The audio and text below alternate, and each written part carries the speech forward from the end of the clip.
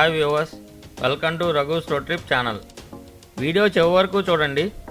Channel subscribe చేసుకోండి. Bell icon press చేయడం మర్చిపోకండి.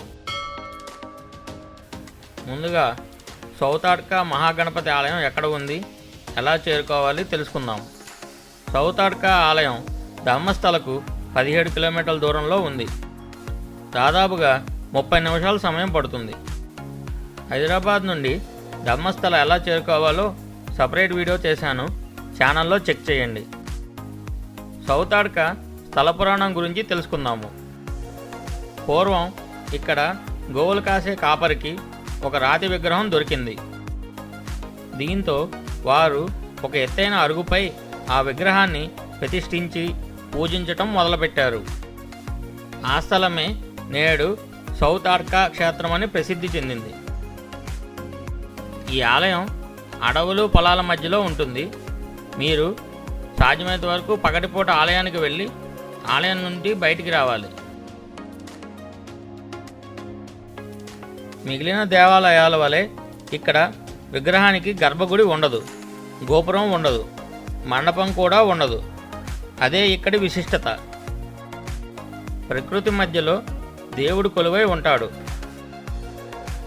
ఎవరైనా ఇక్కడికి వచ్చి తమ కోరికను విన్నవించుకుంటే వారి కోరికలు ఖచ్చితంగా నెరవేరుతాయి అని చెబుతారు. ఈ ఆలయంలో ముడుపులుగా గంటను చెల్లిస్తారు. ఇలా వేల గంటలు ఇక్కడ మనం చూడవచ్చు. ఇక్కడ దర్శనానికి సాధారణంగా వేచి ఉండాల్సిన అవసరం లేదు. దర్శనం చాలా సులువుగా జరుగుతుంది. ఈ గుడి దగ్గర పార్కింగ్ సదుపాయం ఉంది, మీరు ఉపయోగించుకోవచ్చు.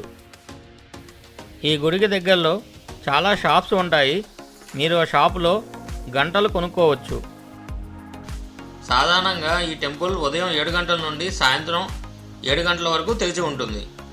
వీలైతే సూర్యాస్తమయం లోపు సందర్శించడం మంచిది, ఎందుకంటే వీధి దీపాలు తక్కువగా ఉంటాయి. ఇది పొలాలు అడవుల మధ్యలో ఉంటుంది.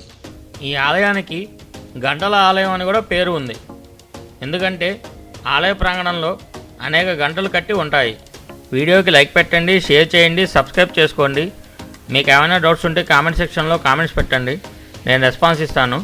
బెల్ ఐకాన్ ప్రెస్ చేయడం మర్చిపోకండి. Thank you for watching.